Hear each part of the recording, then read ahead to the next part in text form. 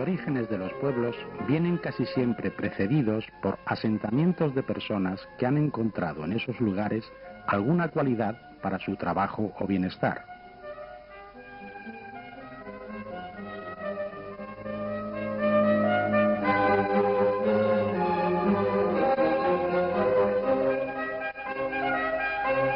En otras ocasiones, como nos enseña la historia, es un acontecimiento religioso, un hallazgo, un descubrimiento o una aparición mariana lo que convoca a la gente que posteriormente fundarán el pueblo. En todos los casos, son precisamente estos primeros pobladores los que, movidos por su tradición religiosa y aportaciones económicas, construyen una ermita o templo alrededor del cual va desarrollándose la aldea.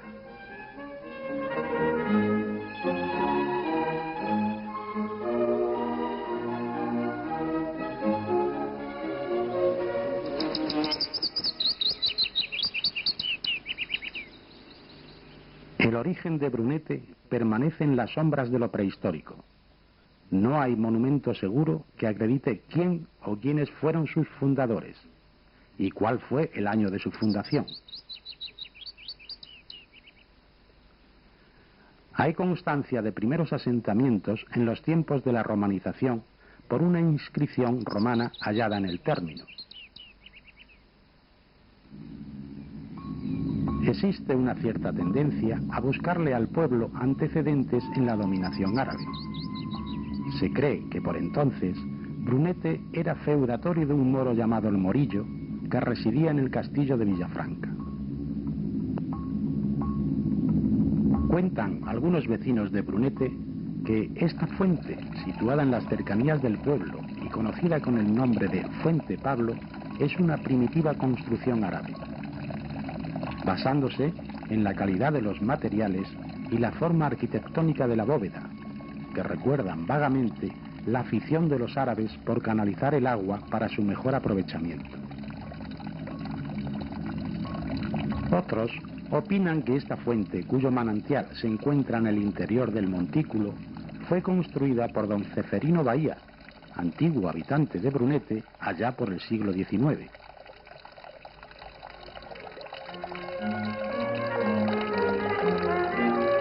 Sin embargo, la teoría más acertada parece ser aquella que sitúa los orígenes de Brunete en la Baja Edad Media, hacia el siglo XIII.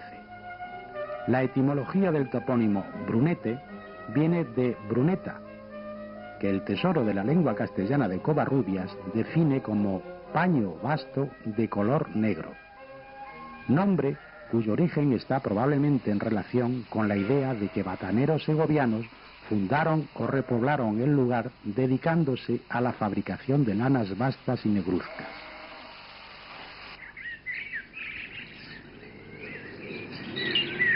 En estos campos, todavía hoy denominados las Brunetas, es donde debió originarse el primer núcleo de población nómada de pastores y artesanos de la Merina segoviana. Atraídos por los extensos pastos y facilidad para el paso de sus reses a través de las varias cañadas que atraviesan la comarca, vieron aquí un lugar para alimentar el ganado.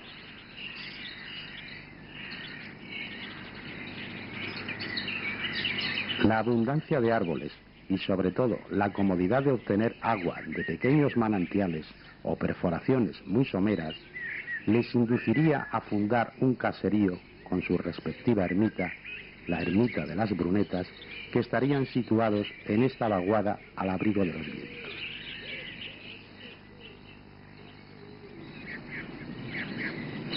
Esta disposición de agua en el terreno explicaría los distintos puntos de obtención del líquido elemento que existen todavía en las cercanías del pueblo. Por ser las zonas orográficas más bajas, propician la aparición de agua sin apenas perforación. Aquí, en las Brunetas, existió un pozo que fue cegado hace varios años y que sirvió para abastecer al primer asentamiento. Los pozos de Palomero.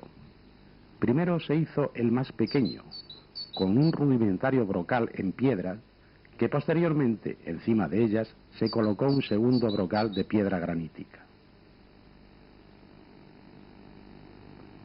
Este otro pozo es de construcción más reciente. Aquí debió formarse otro asentamiento que posteriormente edificó en lo alto de la loma una ermita a la Virgen de Palomero.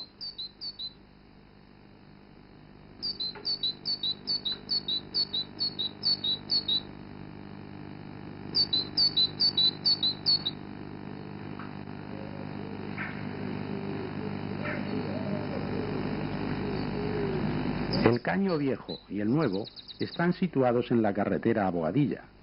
Son otro punto de abastecimiento donde se cree pudo haber otro asentamiento. Todavía pueden verse los pilones o arquetas donde se almacenaba el agua procedente de los pozos unos metros más arriba.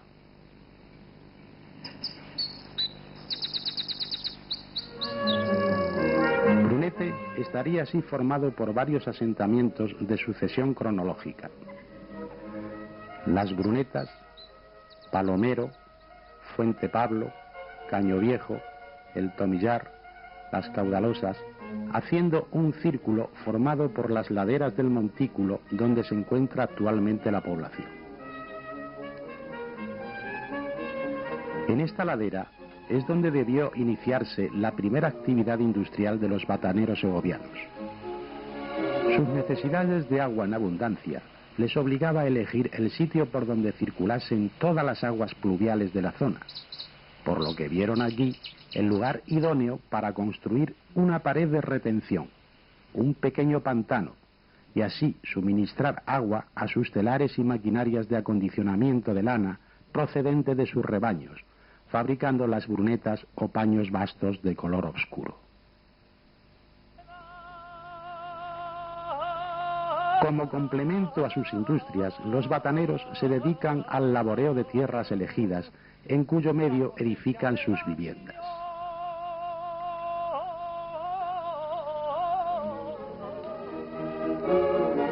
Esta dispersión de pequeños asentamientos fue dando paso lentamente a una agrupación vecinal que a su vez se centralizó, constituyendo así el primer casco urbano del pueblo. Hacia el siglo XIII, Brunete aparece ya como núcleo de población con identidad propia. Un día del año 1452, la campana de San Antón repica a concejo. Los 56 vecinos que componen el lugar se reúnen en el atrio de la iglesia y allí acuerdan pedir a Enrique IV, entonces príncipe de Asturias, la posesión de la dehesa boyal, elemento que consideran indispensable para el desarrollo de su empresa agrícola naciente.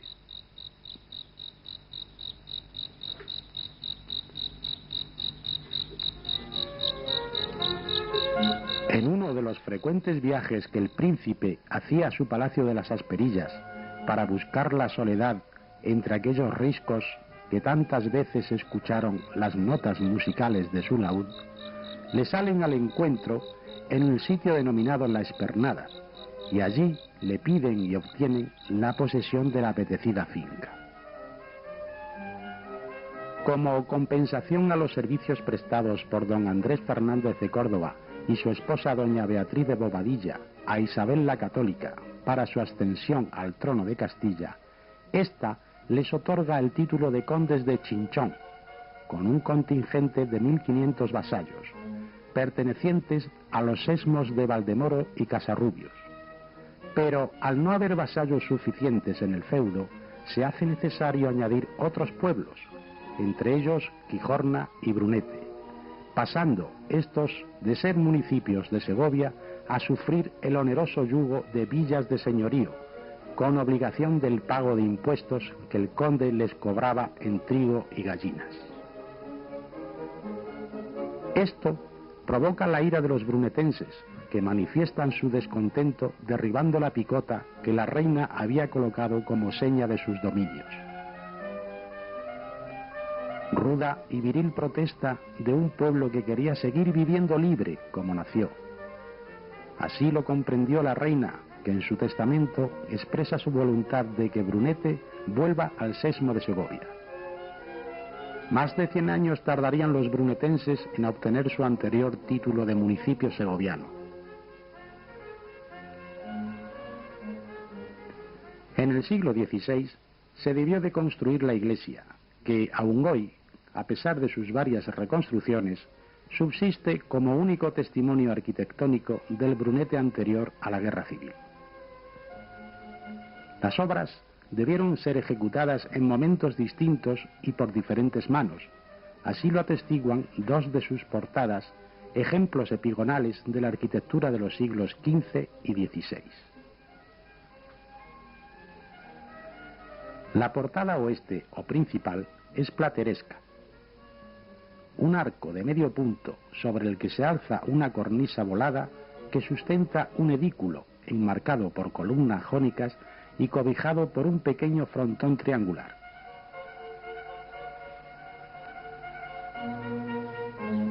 Rematan el conjunto dos extraños motivos vegetales y dos jarrones.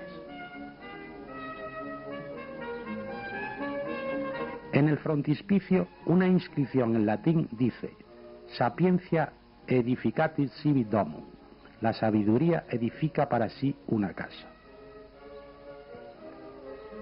En la clave del arco, un escudo heráldico de Brunete, donde, según la tradición popular, en su parte izquierda, representa 13 panecillos como símbolo agrícola, fiel reflejo de la villa.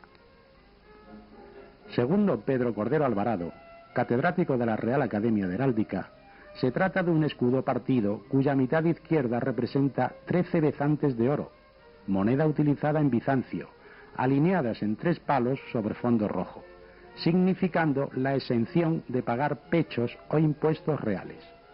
La parte derecha contiene un castillo de plata vestido de sable negro con 4 leones de oro en sus huecos, que corresponde a un escudo de armas de un noble del siglo XVI, difícil de filiar por falta de documentos.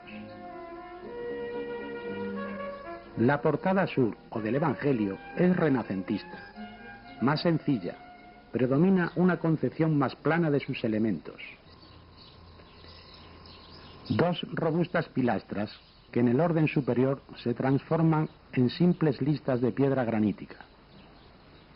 Una inscripción, año 1772, esculpida en la piedra, indica probablemente la fecha en que se inició una restauración. Arcos ornamentales en cantería y una imagen en un edículo sobre la cornisa.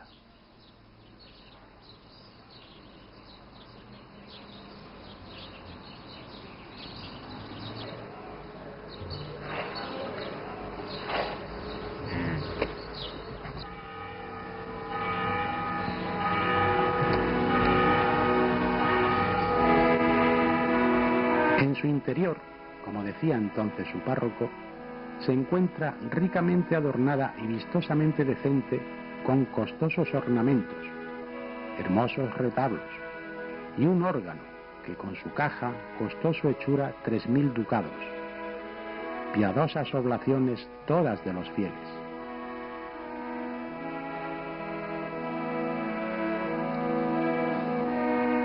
Imagen del Cristo del Patrocinio, patrón del pueblo, en una suntuosa aunque pequeña capilla, pero bien adornada, que es la única que tiene la parroquial iglesia.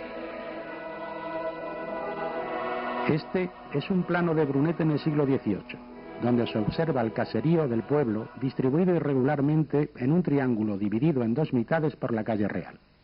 Al final de la calle se encuentra la iglesia con su torre de 3 cuerpos y su cubierta piramidal a 4 aguas. Es de suponer que la cúpula ovoidea que aparece en fotografías anteriores a la Guerra Civil fuera una reconstrucción de las muchas que ha tenido. En el plano se aprecian claramente 4 ermitas: San Sebastián, la Soledad, los Remedios y las Angustias. La calle principal divide al pueblo. Una plaza formada por circunvalación de viviendas y una laguna nutrida por la concurrencia de las aguas de lluvia que bajaban por las calles. Su diámetro tendría unos 400 pasos y sus aguas estancadas eran usadas todo el año como abrevadero, además de contribuir al recreo de los mozos. Una población de 1.500 habitantes alojados en unas 300 casas que jalonaban 12 calles distribuidas irregularmente. Contaba también con 2 hospitales, uno fundado por el licenciado Alonso González, destinado a la curación de los pobres enfermos naturales de la villa y probablemente situado en este lugar. Otro, el Hospital de la Caridad, situado por esta zona, que se encargaba de recoger y albergar a los caminantes que pasaban por el pueblo, así como realizar las curas que estuvieran en sus manos. Ambos hospitales estaban regentados por un patrono, función que recaía en el alcalde, y un mayordomo que tenía a su cargo todo lo relacionado con la contabilidad del hospital. Es, pues, Brunete un lugar pequeño, de escasa importancia en su entorno geográfico, pero en el que existe cierta estabilidad económica y social, y un grado razonable de prosperidad. Años más tarde, Brunete cambia su estatus feudal por el de Villa Realenga.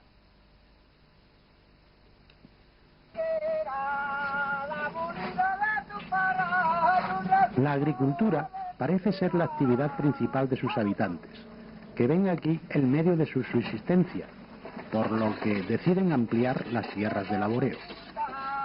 Roturan los prados, talan los árboles, desaparecen sus antiguos telares y tenerías. Su aspecto vital disminuye considerablemente, quedando los recursos de producción a explotaciones agrícolas.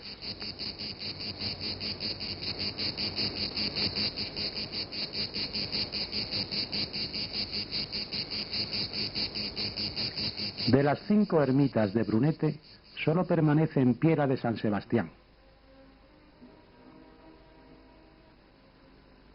Restaurada recientemente, esta ermita está gobernada por una hermandad que se constituyó a raíz de la plaga de peste que se propagó por Castilla en el siglo XIII.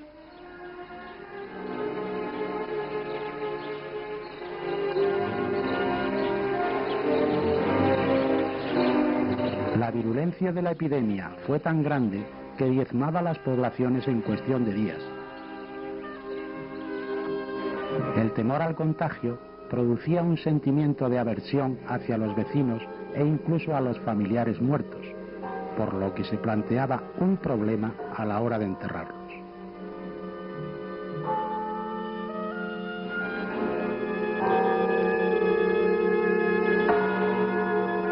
Fue entonces cuando unas almas caritativas se reunieron y fundaron la hermandad, cuya finalidad era precisamente acompañar a los familiares en el velatorio y procurar para el difunto un enterramiento digno y cristiano, trabajo que era realizado generalmente por 4 hermanos. La hermandad adoptó el nombre de San Sebastián, patrón de Brunete, que por aquella época había sido cambiado por el actual, el Santo Cristo del Patrocinio, y cuya festividad, en septiembre, era más recreada por el pueblo. Se construyó la ermita a la salida de la villa y durante muchos años se utilizó como albergue para caminantes y peregrinos, e incluso sus terrenos fueron habilitados para los enterramientos de los muertos por la peste. Fue bendecida por un obispo del arzobispado de Toledo en el año 1669. Prácticamente destruida durante la guerra, sirvió todavía como cobijo para algunas familias. Su reconstrucción se realizó hace unos 15 años, siendo sufragada por la hermandad y los donativos del pueblo.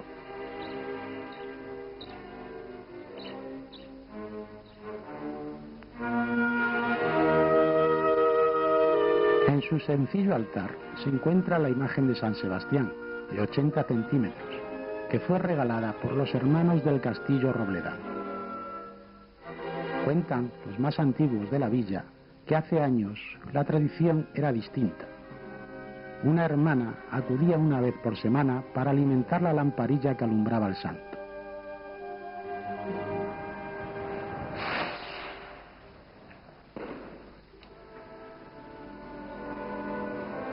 La fiesta comenzaba en la parroquia, con una solemne misa a la que asistían todos los habitantes.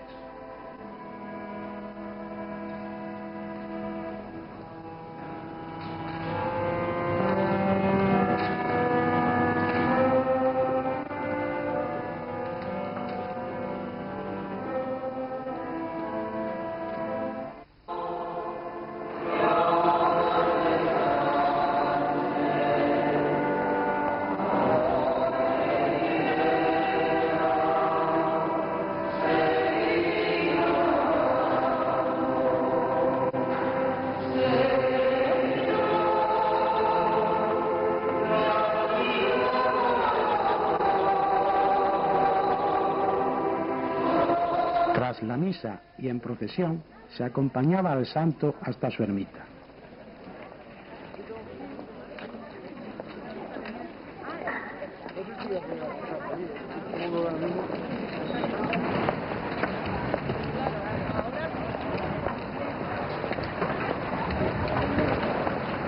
Su recorrido era amenizado por una orquestina que al ritmo de sus notas alegres iba lanzando higos para deleite de niños y jóvenes.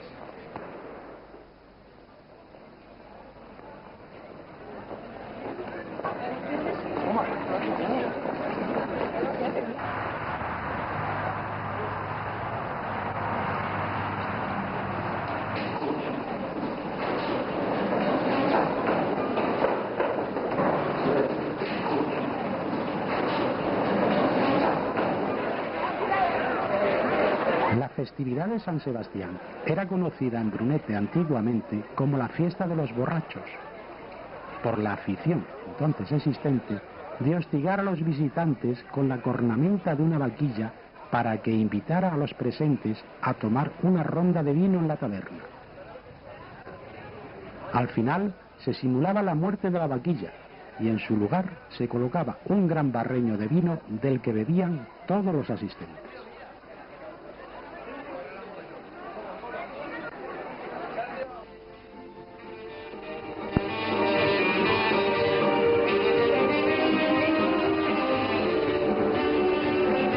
Por la noche se amenizaba el baile con la misma orquestina de la procesión y tras varias piezas se procedía a la subasta del ramo.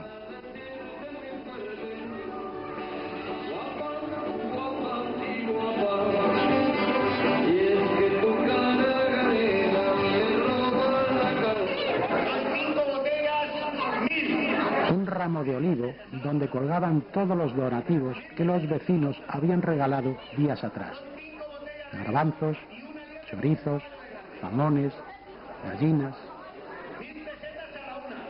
Hoy estas costumbres han variado sustancialmente, pero aún así prevalece el espíritu religioso y festivo de todos los brunetenses.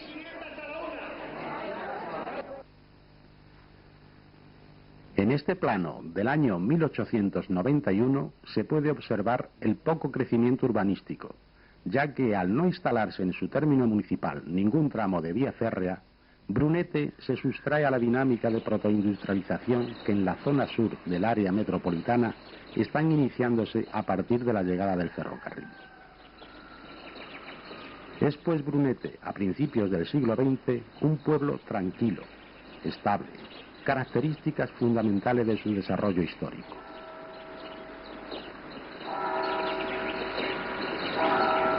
Esta tranquilidad y monotonía se vio rota bruscamente a lo largo de 20 días, del 6 al 26 de julio del verano de 1937, periodo en que se libró en el territorio del término municipal la más cruenta de las batallas que decidieron la suerte final de la Guerra Civil Española.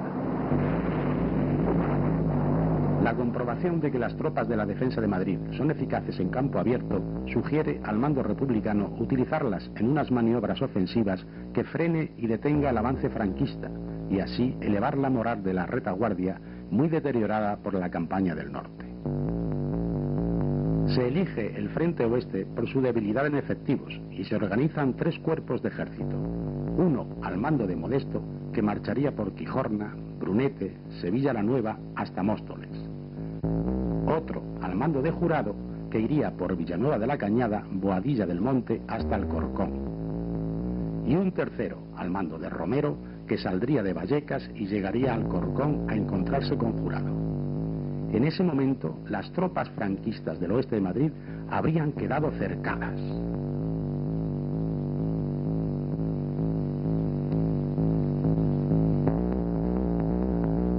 En la madrugada del 6 de julio se ordena el ataque por sorpresa.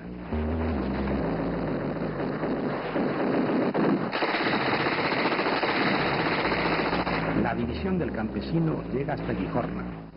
Lister llega hasta Brunete, logrando replegar al enemigo 5 kilómetros. La euforia del triunfo les hace avanzar con decisión.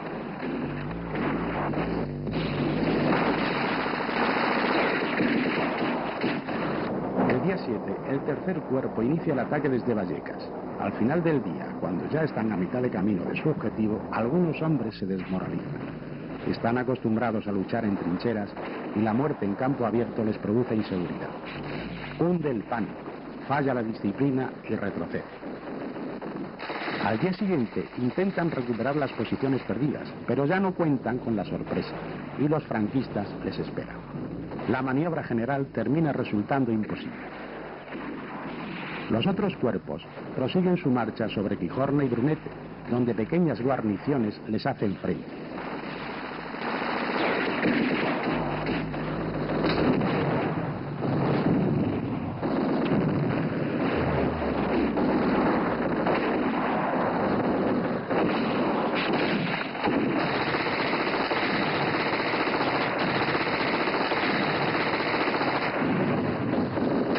En su afectado intento de querer derrotarla, empeñan su tiempo y sus reservas, inmovilizan la batalla y dan ocasión a que los franquistas trasladen la aviación y las tropas del norte a la llanura de Brunete.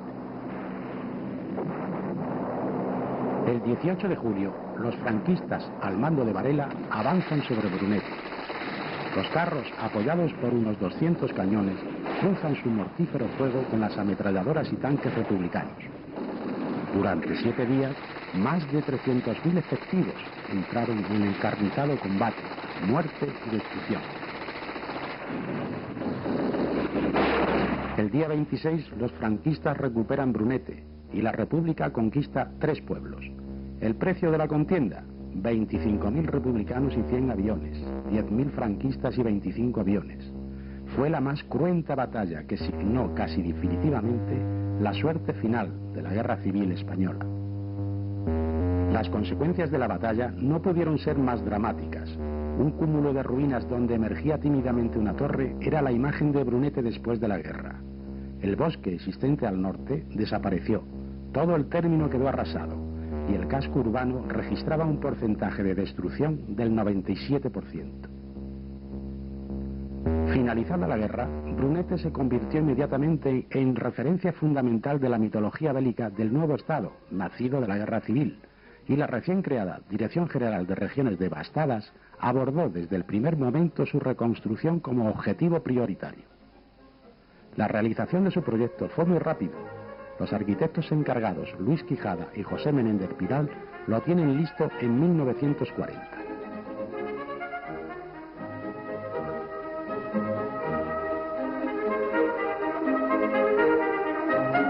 Este es un plano del núcleo de Brunete tras la Guerra Civil. Este otro es el nuevo trazado de Regiones Devastadas. Es una trama ortogonal cuadrada que en su parte inferior forma un semicírculo en cuyo centro se situaría una capilla conmemorativa de la batalla. Esta capilla formaría un monumento con el conjunto semicircular, un singular templo, donde la capilla sería el altar y las calles adyacentes el cuerpo del templo. Con ello se lograba un monumento totalmente incorporado a la vida del pueblo.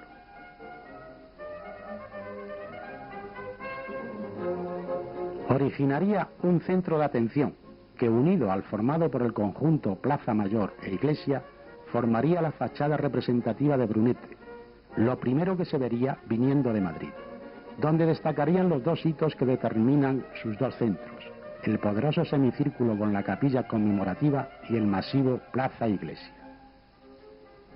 Este ambicioso proyecto no se realizó en su totalidad, quedando todo el semicírculo sin construir, y el papel de la capilla votiva consagrada a la Virgen de la Victoria lo desempeñaría una modesta lápida colocada en el lateral izquierdo de la escalinata a la iglesia, en la que se recuerda a los caídos en la batalla.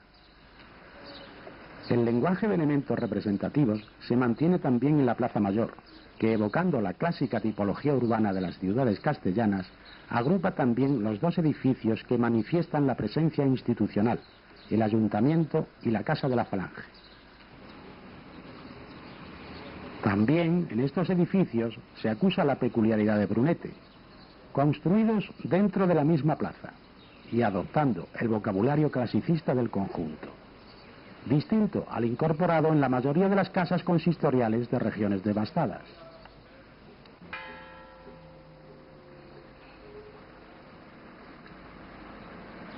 Todo el conjunto está construido en fábrica de ladrillo enfoscado con revoco a la cal y piedra granítica de Valdemorillo para soportes, pilares, recercados y molduras.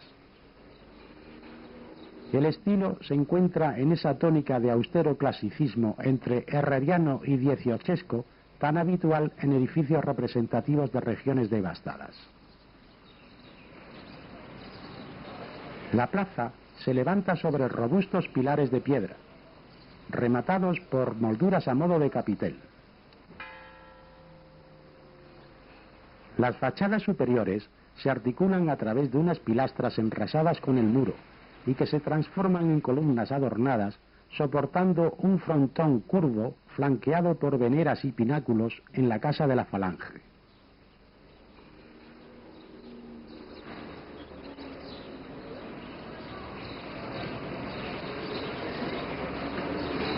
Y una espadaña rematada por un frontón triangular, reloj, veleta y motivos piramidales rematados por una bola en la casa del ayuntamiento.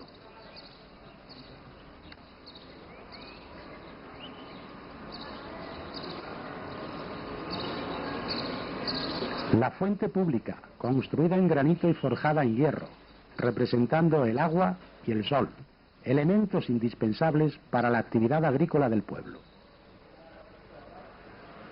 La iglesia es el único elemento arquitectónico sobreviviente del antiguo Brunete.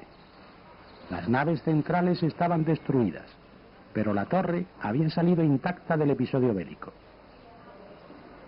Había que conservar la iglesia como ancla de la memoria del pasado. Y por otro lado, la arquitectura de regiones devastadas, encaminada a la elaboración de un lenguaje propio, reconocible a primera vista, que proclame la autoría institucional de sus obras, no podía dejar en la nueva población un elemento tan discordante como este, que va a ser justamente el hito visual de toda la comarca. Esta es la razón por la que se altera tan radicalmente la torre, cambiándola por una más esbelta de 40 metros de altura y terminada en chapitel.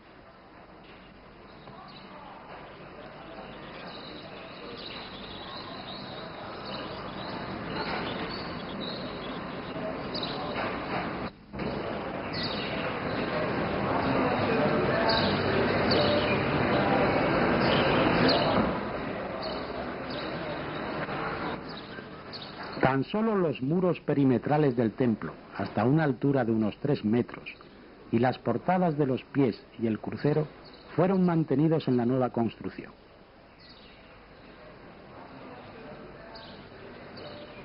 La fábrica exterior es variada, alternando la sillería de piedra con aparejos de mampuesto entre verdugadas de ladrillo. Se mantienen los zócalos y pilastras, algunos de los cuales presentan fuertes impactos de proyectiles.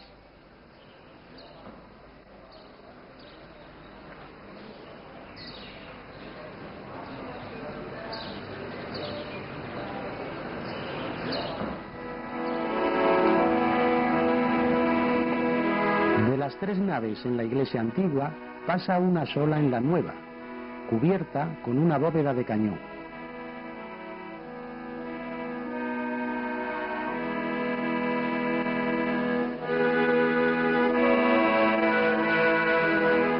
Cúpula de media naranja de gran belleza y tamaño en el crucero, y en los brazos de este una falsa cúpula vaída.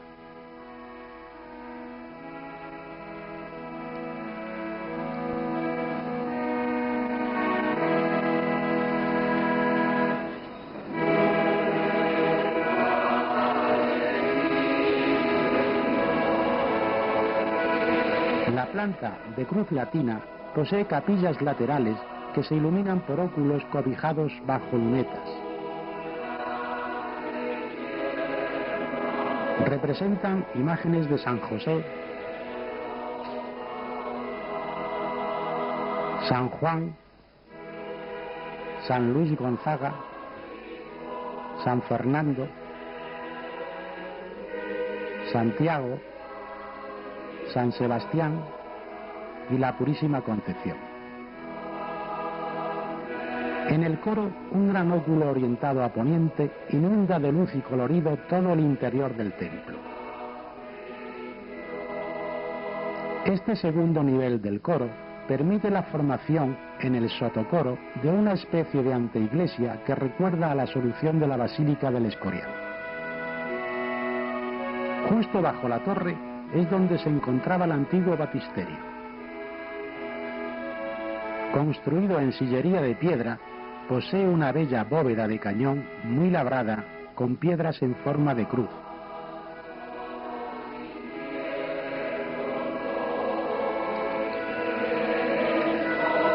Un óculo con luneta, representando al Espíritu Santo en forma de paloma, ilumina la pila bautismal, donde preside un Cristo tallado en madera por uno de los presos que reedificaron el pueblo.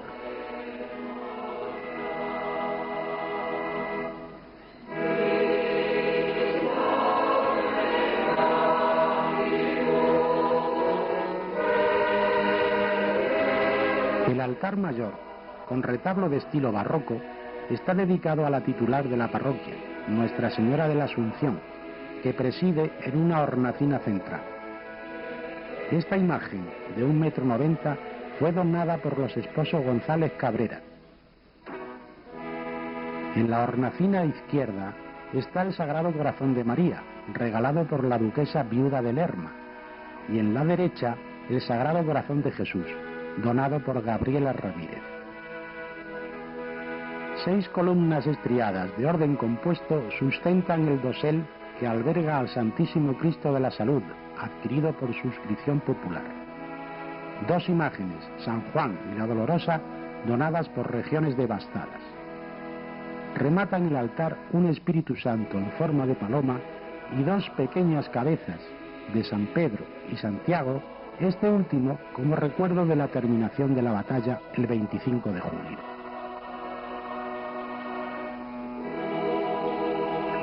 A los lados del sagrario, 2 ángeles pintados en oro custodian el Santísimo.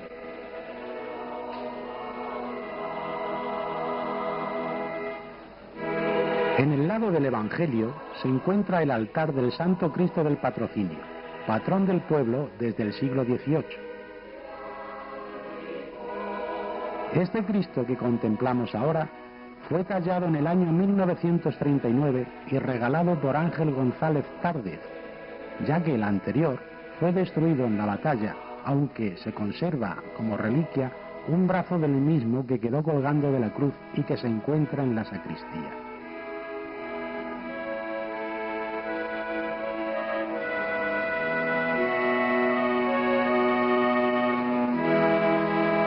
La imagen de San Sebastián y María Auxiliadora rematan este altar renacentista.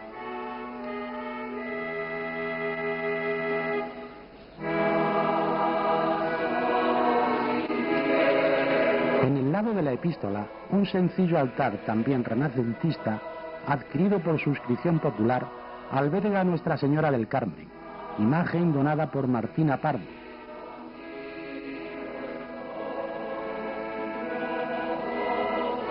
El Niño Jesús y María Niña a ambos lados complementan este altar.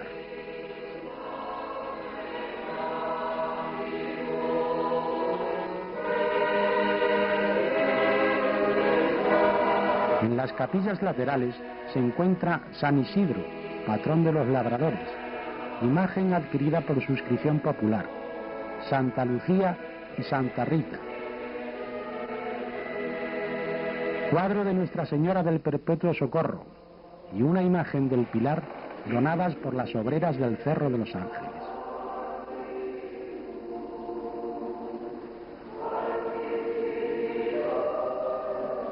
Capilla de la Dolorosa, también de estilo renacentista. A sus pies el Cristo yacente.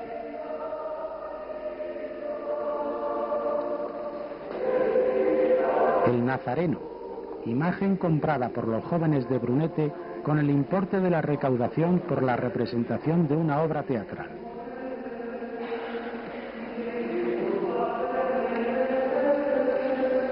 Capilla dedicada a la Inmaculada Concepción. La imagen y la capilla fueron regaladas por Encarnación Coste, viuda de Aznar.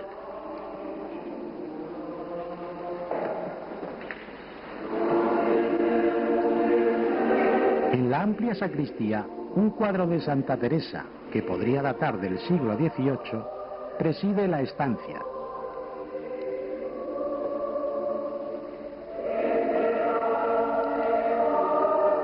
También alberga el archivo parroquial. Originalmente contaba con más de 100 libros, pero los incendios y la guerra los redujeron a 47. El más antiguo corresponde al año 1548.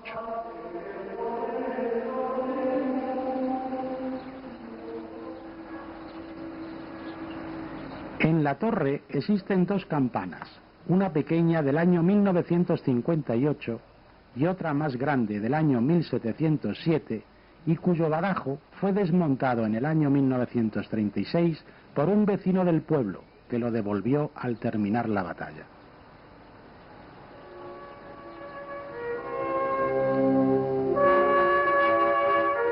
Las viviendas construidas por regiones devastadas están distribuidas en manzanas rectangulares que forman la trama ortogonal del pueblo.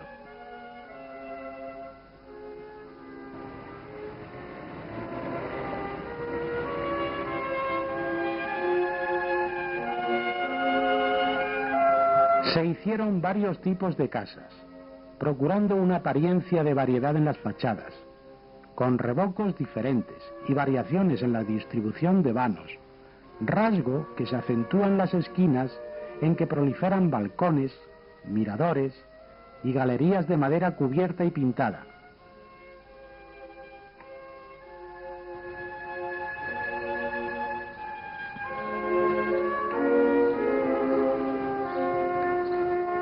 Fueron construidas en fábrica de ladrillo con un espesor mínimo de 50 centímetros, para así garantizar el aislamiento térmico. Las cubiertas son de teja curva sobre armadura de madera, revocos blancos, ocres y listas horizontales de ladrillo visto.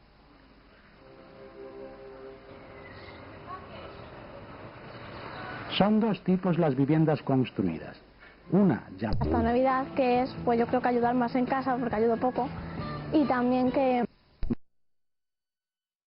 con acceso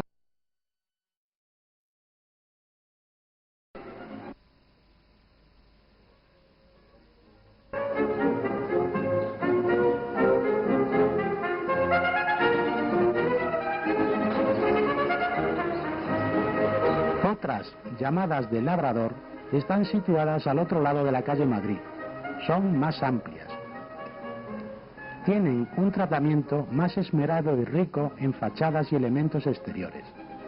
Suelen ser de 2 plantas y las de esquina las más grandes de todo el conjunto.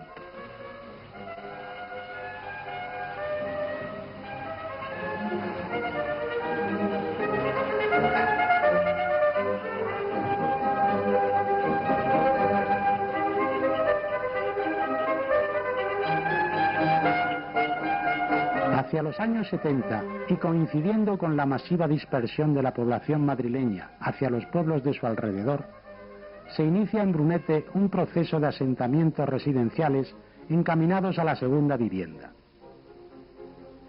Estas edificaciones forman pequeños barrios como El Reloj, Casa Jardín, La Paloma, Las Heras, El Mirador, que formando un cinturón contrastan claramente con el carácter y tipología del casco antiguo. Casco que se pretende y se debe conservar, pues constituye un conjunto de alto interés histórico, parte de las raíces, en este caso relativamente modernas, de un pueblo que resurgió de sus cenizas. Brunete.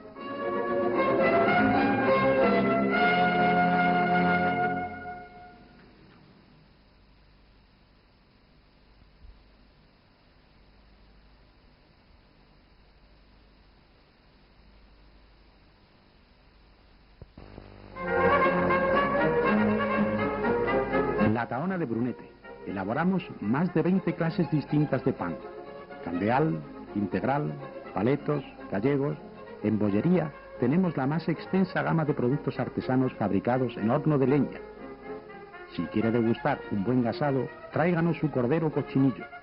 Nosotros lo troceamos y aliñamos, y nuestro horno de leña lentamente le irá dando ese sabor tan exquisito y tradicional que no dan las cocinas modernas. La Tahona de Brunete, calle Los Mártires 38.